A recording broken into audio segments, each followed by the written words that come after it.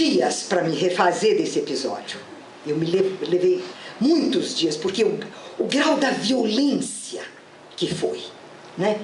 E o fato de que a gente convive com isso ininterruptamente, né?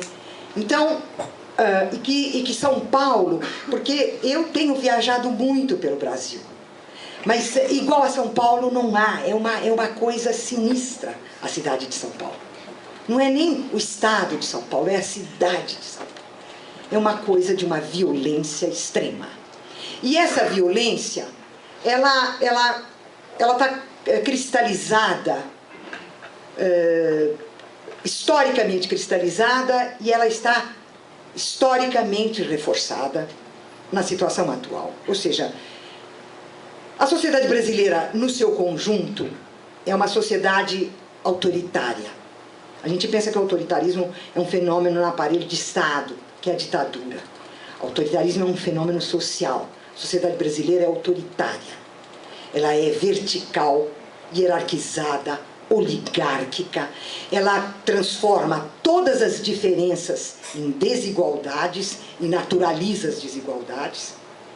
Ela opera com a discriminação e o preconceito de classe, a discriminação e o preconceito religioso, a discriminação e o preconceito de sexo, a discriminação e o preconceito profissional e a discriminação e o preconceito racial. Ela é uma sociedade extremamente violenta e que tem a tendência a situar a violência apenas na região da criminalidade e de não perceber que a violência é toda violação física ou psíquica que você faz contra a natureza de alguém. Ora, é uma sociedade que trata seres humanos que são racionais, dotados de sensibilidade e dotados de linguagem, como se eles fossem coisas. Portanto, irracionais, mudos, inertes e passivos. É o grau máximo da violência, porque você não reconhece a humanidade do outro. Ora, é essa maneira de configuração da sociedade brasileira que existe, cristalizada e, de alguma maneira, perenizada como forma da sociedade paulistana. A sociedade paulistana, de cima a embaixo, é assim, né? Da classe dominante às classes populares, com o mito de que a violência é a delinquência, a criminalidade. Essa sociedade, assim estruturada, na hora em que ela recebe o impulso neoliberal, isso funciona para ela como a mão e a luva, como a sopa no mel. Por quê? Uma das características mais impressionantes do neoliberalismo é que ele opera pelo encolhimento do espaço público e o alargamento do espaço privado. Seja o espaço privado do mercado, seja o espaço da vida privada. Eu vou dar um exemplo de alargamento do espaço da vida privada. A mídia entrevista pessoas. Ela entrevista pessoas para saber, tem essas entrevistas que saem nos jornais nos domingos, aparece na televisão, nas entrevistas coletivas, coisas desse tipo, e a pergunta, são perguntas sobre a sua preferência. Que sorvete você prefere? Que livro você está lendo? Se você está gostando? Qual é a música da sua juventude que você mais lembra, que você mais gostava?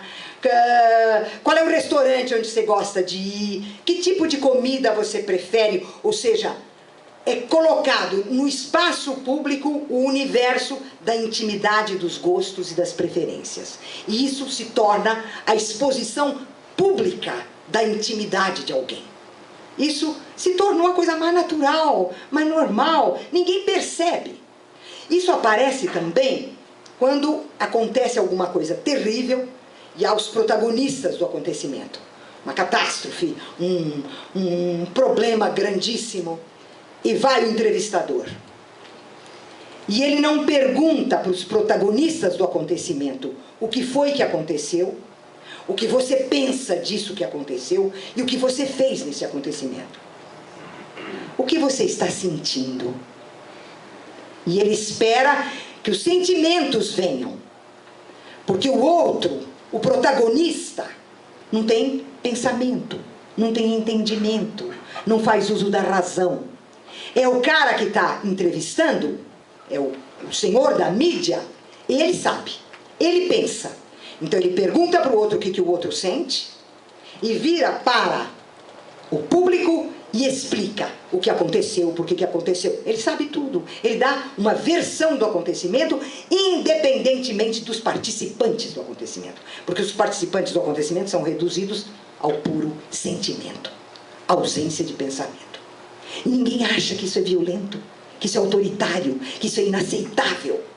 E funciona assim o tempo inteiro. Então, como é que isso transparece no caso desse encolhimento do espaço público e alargamento do espaço privado? Todo mundo é favorável às privatizações. Quem não sabe que as escolas de primeiro e de segundo grau privadas são muito superiores do que as escolas públicas?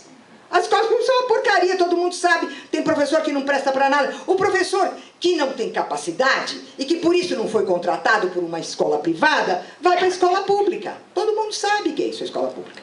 Quantas vezes você ouviu isso na esquina da tua casa, na padaria, no açougue, na porta do supermercado? É tranquilo que o espaço privado é superior ao espaço público e que ele ordena, regulamenta e regula esse espaço público para encurtá-lo e encolhê-lo cada vez mais. Então, é nessa ambiência que funciona a sociedade paulistana. Ela leva esses elementos ao cubo. Ela transforma isso numa maneira de viver, numa maneira de pensar e numa maneira de se comportar. E ela vai traduzir isto numa ideologia, entre as várias ideologias que ela tem, porque depois eu vou falar da ideologia da classe média aqui, mas há uma ideologia que percorre a sociedade paulistana em todas as suas classes, que é o que eu chamo a ideologia da ética. A ética transformada em ideologia é a confusão entre a ética e os chamados RDH das empresas. Ou seja, as empresas têm, todas as empresas têm, um conjunto de regulamentos sobre a conduta dos seus empregados. Então, desde a pontualidade, o vestuário, tudo é regulamentado. E isso é chamado de a ética da empresa. A sociedade paulistana pensa que a ética é isso, que ela é um conjunto de regras, normas, preceitos de controle cotidiano de todos os comportamentos. E, portanto, ela ignora o que seja verdadeiramente a ética, isto é, o exercício da consciência, da liberdade e da responsabilidade. Para ela, a ética foi reduzida a um conjunto de regulamentos, como é posto pelas empresas. E isso, entendido como ética, se espalha pela cidade inteira e a avaliação das pessoas é feita dessa maneira. Tanto que quando eu chamo a moça de uma abominação ética, ela não entende, ela não infringiu nenhuma das normas, nenhuma das regras que se pede no comportamento. Então, há uma deterioração. Você tem uma deterioração da ética. Você tem uma deterioração da vida social. Você tem uma deterioração da relação interpessoal. Você tem a impossibilidade da relação intersubjetiva. Eu costumo dizer, a cidade de São Paulo é proto-fascista. É uma coisa sinistra. Porque tudo isso está interiorizado, naturalizado, e a gente não percebe mais. Funciona assim, porque o mundo é assim. Porque os seres humanos são assim, porque a natureza é assim. De manhã tem o sol, de noite tem a lua, e durante o dia tem a classe dominante e a classe média paulistanas. Tudo um dado da natureza. Eu quero encerrar me referindo à classe média.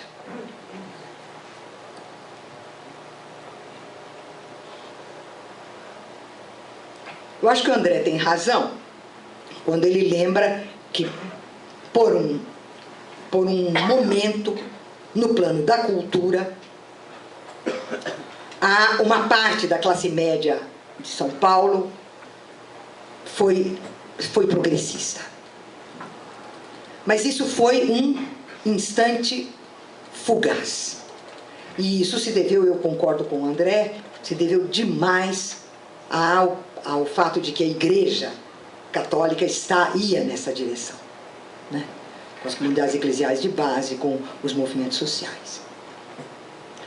Mas, via de regra, a classe média paulistana é não só conservadora, ela é reacionária, frequentemente ela é proto-fascista. Ela esteve no Doi ouro para São Paulo. A classe dominante de São Paulo não deu ouro nenhum para a Revolução de 30. A classe média deu tudo o que tinha e o que não tinha. Ela deu o ouro para a Revolução.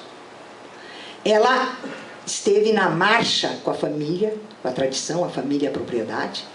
E ela fazia nas casas, ela rezava o terço contra o comunismo. E ela sustentou os grupos de CCC, os comandos de caça aos comunistas. Então, é essa classe média de ontem que é a classe média de hoje, com todos os aparatos que o neoliberalismo trouxe para ela. Mas tem mais duas coisas que são importantes no caso da classe média. A classe média de ontem, como ela se tornou o suporte, o sustentáculo socioideológico da ditadura, ela foi recompensada. A recompensa que foi dada a ela foi a expansão do ensino superior na forma da massificação. A massificação do ensino superior foi feita para realizar a aspiração máxima dessa classe média, que é o diploma. Não é o saber, não é o conhecimento. Isso ela não tem nenhum interesse, ela está se lixando. Ela quer o diploma, porque ela opera com os signos de prestígio. Por quê? O que caracteriza, agora eu vou fazer uma colocação caricatural, porque é uma simplificação do marxismo, mas é ele que vai me ajudar a colocar isso aqui para encerrar a minha fala. A sociedade tem as duas grandes classes fundamentais: a propriedade privada dos meios sociais de produção, que é a burguesia, e a força de trabalho, os trabalhadores. E essa divisão social, que é constitutiva do modo de produção capitalista, opera de modo a não só reproduzir essa divisão, mas encobrir essa divisão. Só que a classe dominante tem um lugar claro na economia, na política. Ela tende a deter o poder do Estado. Os trabalhadores têm um lugar claro na economia e, quando classe organizada, em sindicatos e em movimentos, ela tem um lugar claro e definido no poder social. Entre essas duas classes existe a classe média, o que Marx chamava de pequena burguesia, a classe média, que não tem lugar. Ela não tem a propriedade privada dos meios sociais de produção. E ela não é detentora da força produtiva, da força de trabalho e da produção da mais-valia. Ela está no campo dos serviços, das profissões liberais, tudo aquilo que a gente sabe. Ora, como ela não tem um lugar definido na economia, não tem um poder social como os trabalhadores, nem um poder político como a classe dominante, onde ela vai exercer o poder dela? Ela exerce o poder dela no campo ideológico. Ela é o poder ideológico. Ela é o sustentáculo ideológico. E qual é o núcleo da ideologia para a classe média? O núcleo da ideologia para a classe média é ordem e segurança. Ela é conservadora, ela é reacionária pelo lugar que ela ocupa na sociedade, na economia e na política. ela ocupa esse lugar no qual a noção de ordem e segurança são os imperativos fundamentais. Por quê? Porque a classe média tem um sonho. Ela sonha que, com muito esforço, se toda a família levantar cedo, todo dia, todo mundo trabalhar bastante, economizar, puser na poupança, souber investir direitinho nas coisas que o Santander fala e tal, coisa, vai ficar burguesa. É burra. Porque ser burguês não é ter muito dinheiro, ser burguês é ter a propriedade privada dos meios sociais de produção. A classe média é burra, ela acha que se ela ficar rica, ela vai ficar burguesa. Esse é o sonho. E ela tem um pesadelo. O pesadelo dela é a proletarização. É se tornar membro da classe trabalhadora. Ora, os programas sociais dos últimos 10 anos no Brasil balançaram a cabeça da classe média. Porque ela viu subir, ir para aeroporto. Gente que outro dia ela tinha visto de sandália havaiana lá pertinho da favela. Tem uns carinhas que estão na faculdade. Então ela entrou em pânico. Ela está completamente em pânico. Porque ela tem o sentimento de que o seu espaço foi invadido, e é por isso que se fala da nova classe média. Não tem uma nova classe média, teve uma bruta expansão da classe trabalhadora. Foi isso que se expandiu com os programas sociais. É um equívoco achar que foi a classe média que se expandiu. Como diz o André, 10% dos 32 milhões. Se tanto. Então, o que ela se sente ela se sente completamente ameaçada. Por quê? O poder do Estado, infelizmente, por enquanto, não está totalmente nas mãos da burguesia. A burguesia está lá, mas não totalmente. E o poder social não está nas mãos da classe média. Então, ela se sente ameaçada, acuada e pondo em risco, como se o mundo tivesse posto em risco todos os seus valores. Eu vou terminar com mais um caso, porque aí fica claro para vocês. Há mais ou menos uns 2 anos, minha cunhada, minha santa cunhada, todo mundo tem cunhada, né? Minha santa cunhada telefonou para mim. Marilena, você não sabe. Eu falei, o que foi, Mariana? Não, você não avalia. O Lula, através do ministro da Educação, Fernando Haddad, acaba de introduzir o racismo no Brasil. Eu disse, não é possível, Mariana, é mesmo. Mas o que foi que eles fizeram? Aí ela disse, você não sabe? Tem um negócio chamado ProUni e tem um negócio que chama cotas para negros. Então, as universidades vão ser invadidas pelos negros e pelos pobres. E você sabe, a nossa sociedade não é racista. Não é. Mas na hora em que, sem estudar, vindo de escola pública, que é uma porcaria, sem fazer vestibular, tem o direito de sentar lado a lado nas melhores escolas do país com os nossos filhos vão virar racistas. Eu estou muito preocupada. Alguém precisa falar para o ministro da Educação e para o presidente da República que eles estão introduzindo o racismo no Brasil. Falou a classe média.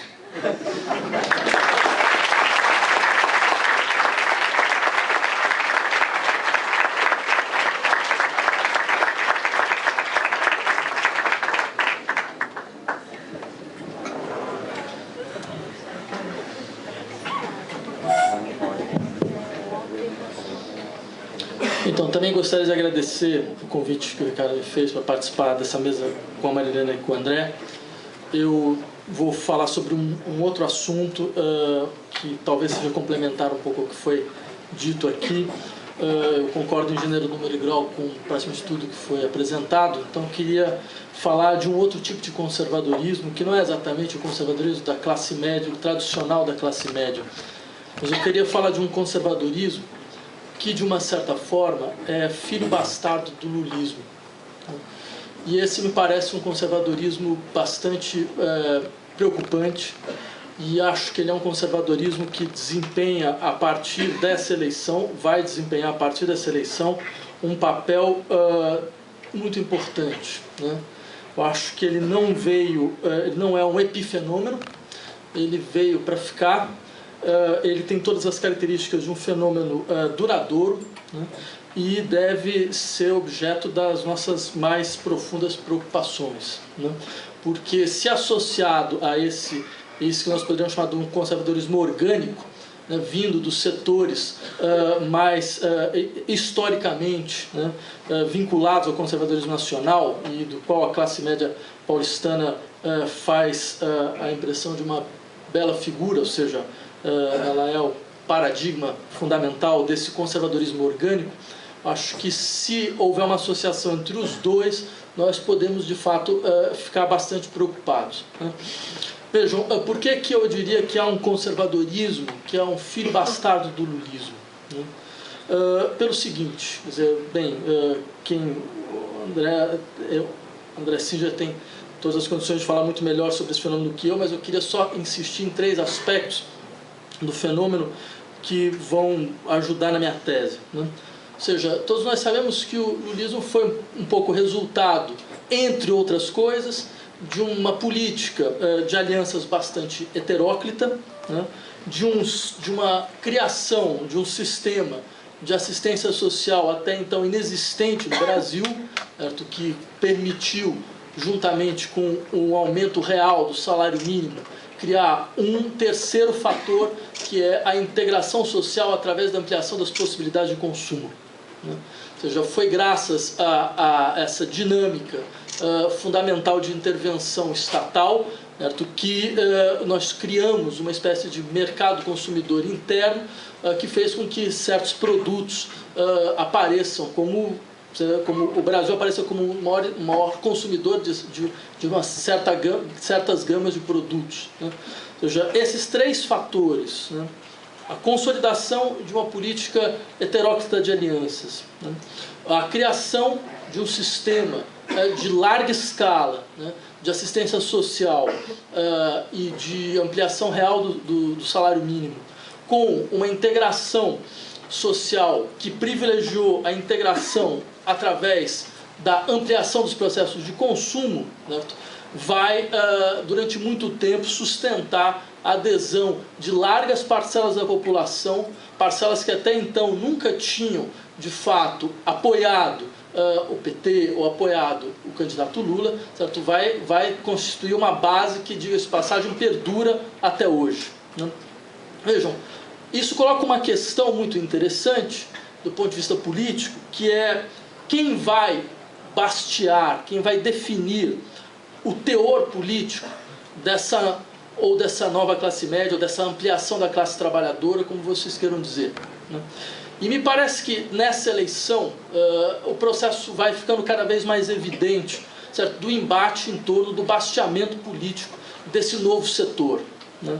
Porque, vejam, não se trata do basteamento ideológico, do conservadorismo orgânico de São Paulo. Acho que é um fenômeno diferente, e é um fenômeno que merece a nossa avaliação, certo? Porque, vejam, eu diria o seguinte, quer dizer, basta nós juntarmos aí 3 elementos aparentemente centrais, né? Então, o André levantou aqui um processo que todos nós sentimos, que é o processo da quebra da hegemonia cultural da esquerda no Brasil, certo?